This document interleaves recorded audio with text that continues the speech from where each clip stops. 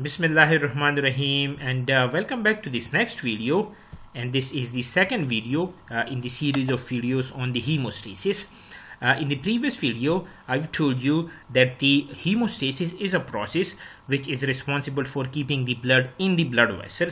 So when there is a cut on the blood vessel, the process of the hemostasis, it makes sure that the blood vessel is healed and the blood remain in the blood vessel. Now, I've told you that the blood is composed of two major components.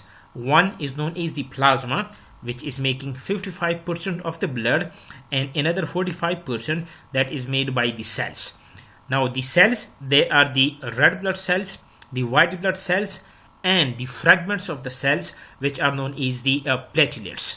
Then I've told you that the hemostasis is actually divided into two steps or into two types. One is known as the primary hemostasis and the other one that is known as the secondary hemostasis. And when you talk about the primary hemostasis, the platelets, they are actually involved in the process of the primary hemostasis. So in this particular video, I want to focus on the platelets, what is the structure of the platelets, how these platelets are produced, and what is the composition of these platelets. So the first thing is, what are platelets? Now the platelets, which are also known as the thrombocytes, they are actually the fragment of cells. That means they are not complete cells, but they are the fragments of the cells. And these platelets or the thrombocytes, they are actually formed in the bone marrow. And these platelets, they circulate within our blood and they bind together when they recognize damaged blood vessel in a process known as the primary hemostasis. So the platelets, they will actually be responsible for the healing of the damaged blood vessel. And when the platelets, they are involved, the hemostasis is known as the primary hemostasis. So generally what happens is that when there is a cut, for example, the platelet, they are going to bind to the site of the damaged blood vessel and they are responsible for making a blood clot. Now there is an evolutionary reason why these platelets, they are there, and the reason is very obvious. It is to stop us from bleeding. So when there is bleeding, these platelets, they have been evolved to stop that particular bleeding. So this is general about the platelets or the thrombocytes. Now let us discuss about these platelets in a little bit of detail. When you make a blood smear, as you can see over here, these small spots that you see over here, these are the other blood cells, and when you see these spots, they are actually the platelets or the thrombocytes. So the first thing we are going to discuss is how these platelets, they are actually produced. Now the platelets, they are produced from a very large bone marrow cells which are known as the megakaryocytes. What happens is that when these megakaryocytes, they actually develop into a giant cells, and then these megakaryocytes, they undergo a process of the fragmentation that is actually responsible for the release of over 1000 platelets per megakaryocyte. What this means is that this megakaryocyte is a very giant cells, and when you fragment them for the production of the platelets, one megakaryocyte is actually going to produce more than 1000 platelets. Now the hormone that is responsible for the megakaryocyte development, that is known as the thrombopoietin, which is actually abbreviated as the TPO, and this particular hormone is produced by the liver and the kidneys. Now when you talk about the production of these platelets, what happens is that there are myeloid stem cells, which are also known as the myeloid progenitor cells. These are actually the stem cells which are responsible for giving rise to the neutrophils, the macrophages, the basophils, all types of the blood cells that you actually see in your blood. These myeloid stem cells or these myeloid progenitor cells, they actually converts into the megakaryoblast, and this megakaryoblast is actually the precursor for the megakaryocyte. And these megakaryocyte, during the process of the fragmentation, they are converted into the platelets, and one megakaryocyte is actually giving rise to over 1000 platelets. So this is how the platelets, they are produced. When you talk about the structure of the platelets, how these platelets, they have a structure, So these platelets, as I've told you, they are actually not true cells, but merely circulating fragments of the megakaryocytes plus a small part of its cytoplasm. So when the megakaryocyte, they are fragmented, that means there is a membranous structure, and within that membranous structure a small part of the megakaryocyte cytoplasm is there. So when you talk about these platelets, they are actually fragments of the membrane of the megakaryocyte and a small part of its cytoplasm. The platelets, they do not have any nucleus because they are not cells, they are fragments of the cells. And when they have no nucleus, that means they cannot go for the cell division. So once they are made, they are then removed from the body, and new platelets, they are formed from the megakaryocytes, because these platelets, they are not cells, they do not have any nucleus, so they cannot divide to produce more of the platelets. Now, even though these platelets, they are the cell fragments, they do contain important components, like the platelets contain proteins on their surfaces. We will be discussing them in detail. They have got granules. They have got proteins similar to the muscle protein. They allow them to change shape when they become sticky during the process of the blood clot formation. So that means they are cell fragments, but they do contain important components. Now these platelets, they are shaped like a plate, so they are biconvex, and the greatest diameter is from 2 to 3 micrometer. When you talk about the lifespan of the platelets, they are actually 8 to 9 days. The lifespan of the platelets, that is 8 to 9 days. That means that they have a very short lifespan as compared to the RBCs, which is about 120 days. And what happens is that these old platelets, they are actually destroyed by the process of the phagocytosis in the spleen and the liver. What this means is that their formation is initiated by the liver, and they are also destroyed by the process of the phagocytosis in the spleen and in the liver. Now, when we talk about the structure in detail, so the structure of the platelets, they can be divided into 4 different zones, from the peripheral to the innermost part. So you can divide them into 4 different zones, from their peripheral to the innermost part. So the first part from the periphery, starting from the periphery, that is known as the peripheral zone. Now this peripheral zone, it is very rich in the glycoproteins, and these glycoproteins, they are required for the platelet adhesion, their activation, and their aggregation.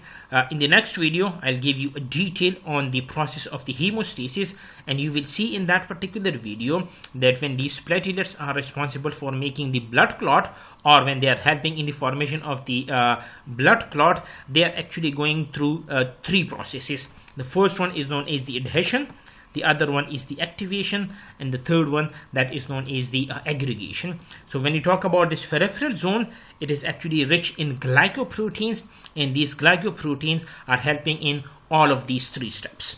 Let me give you some of the important glycoprotein that you see in the peripheral zone of the platelets. The first one, that is known as the GP1B, this is also known as the CD42. And this GP1B is actually a component of a bigger complex, which is made up of 3 things, like GP1B, the 9, and the 5.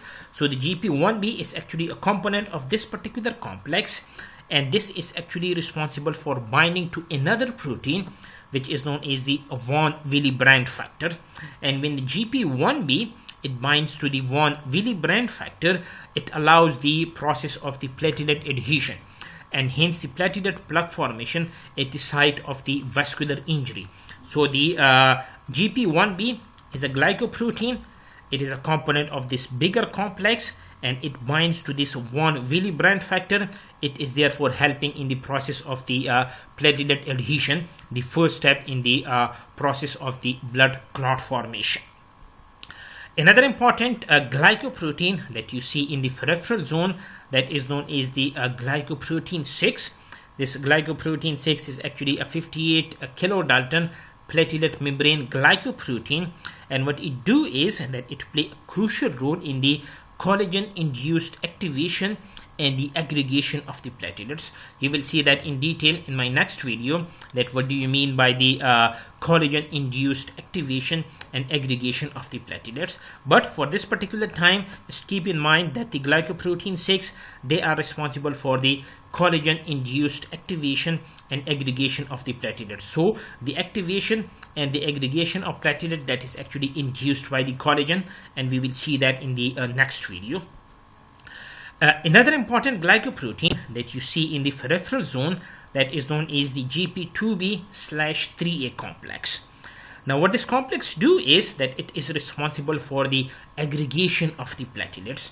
That means that this particular complex is actually responsible for sticking the platelets together, thereby helping in the formation of the platelet plug.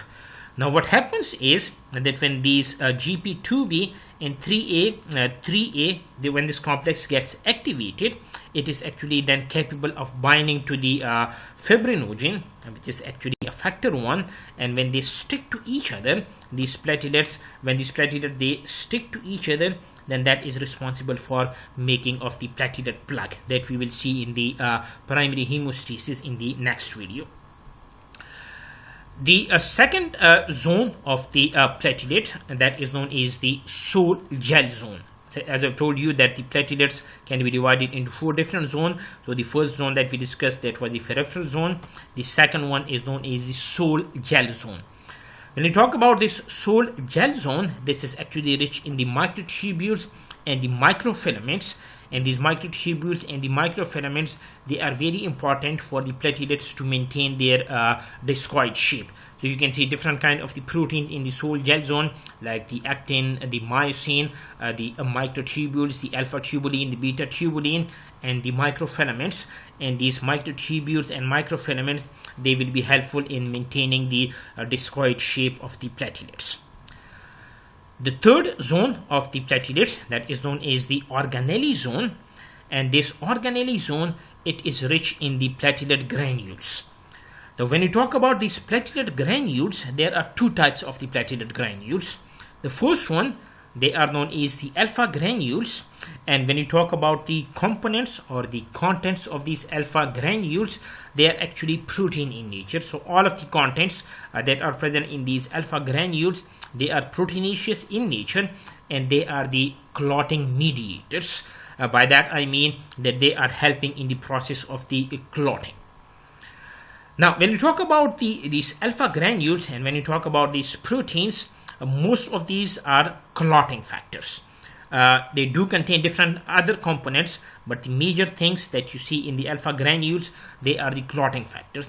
For example, the first factor that you see in the alpha granules, that is known as the factor 5, and this factor 5 is actually important in the secondary hemostasis. Don't worry about these primary and the secondary hemostasis. I will have a detailed video on them. So they are just the 2 types of the hemostasis. The primary one, which is carried on by the platelets, and the secondary one, which is actually carried out by these clotting factors. So in the alpha granules, you can have this factor 5, which is an important component of the secondary hemostasis. You can also have the factor 8, and this factor 8 is very important in the intrinsic pathway, which is actually a subtype of the secondary hemostasis. You have fibrinogen, and this fibrinogen is actually the factor 1, and it is an important clotting factor in the secondary hemostasis. Another important component that you see in these alpha granules, that is known as the factor 13, and this factor 13 is the fibrin stabilizing factor. The alpha granules, they do have another important protein, which is known as the fibronectin, and this fibronectin, along with the fibrin, which is made from this fibrinogen, when the fibrinogen it gets activated, it is converted into fibrin. So the fibronectin along with this fibrin is actually deposited at the site of the injury, forming a blood clot that stops bleeding and protect the underlying tissue. So these alpha granules, they do have other components, like they have the platelet derived growth factor. And when you talk about the function of these platelet derived growth factor, their function is to help heal the wound, repair the damage to the blood vessel, and they also help the blood vessel to grow.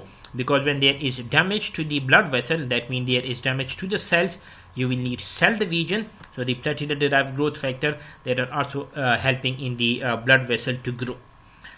Another important component that you see in the alpha granules, a non-proteinaceous component that is known as the platelet activating factor, and for short that is known as the PAF.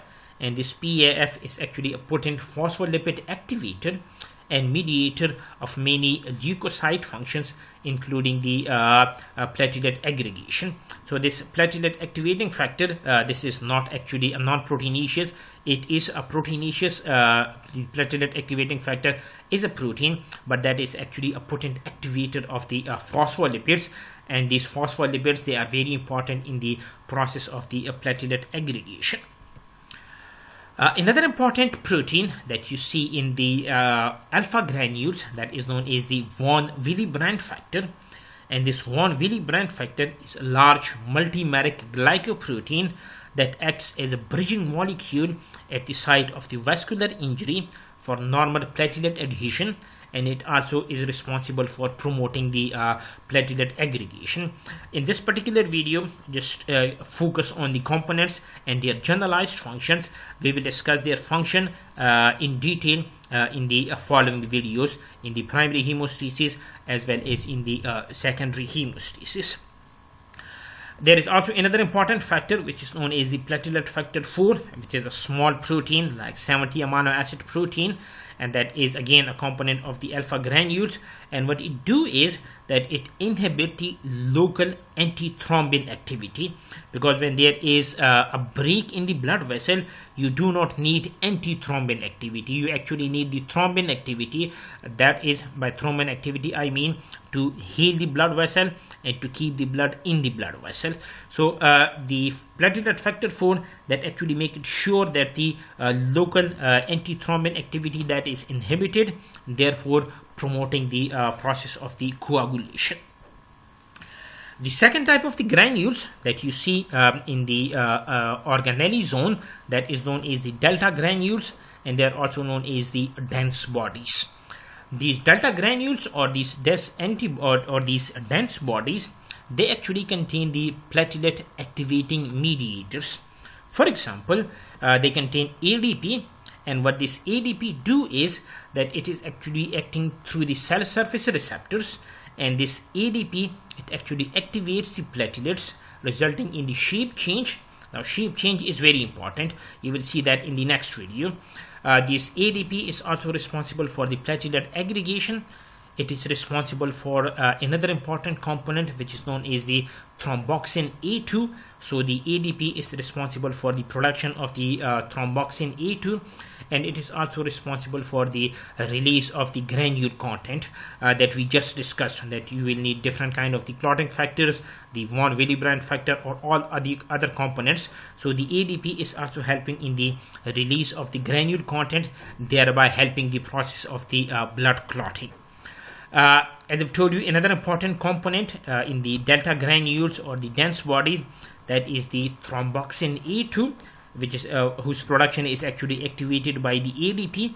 And what this thromboxane A2 do is, it is actually a vasoconstrictor, or it is responsible for the process of the vasoconstriction.